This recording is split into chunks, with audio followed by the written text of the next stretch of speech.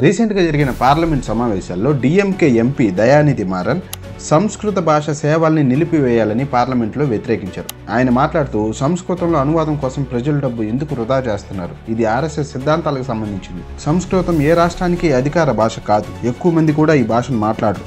అయితే దీన్ని ఎందుకు మీరు పార్లమెంట్లో అనువాదానికి ఉపయోగిస్తున్నారని ప్రశ్నించారు. దీనికి వెంటనే లోక్సభ స్పీకర్ ఓం బిర్లా తీవ్రంగా స్పందించారు. ఆయన మాట్లాడుతూ ఇది భారతదేశపు మూల భాష సంస్కృతం అని తేల్చి చెప్పారు. పార్లమెంట్లో 22 గుర్తింపు పొందిన భాషలున్నాయి, అందులో సంస్కృతం కూడా ఒకటని స్పష్టం చేశారు.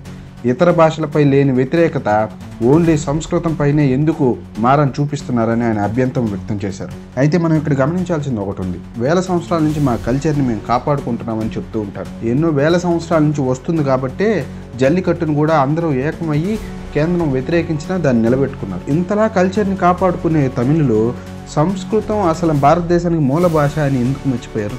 దీని వెనుక వాళ్ళ ఉద్దేశం ఏమిటి?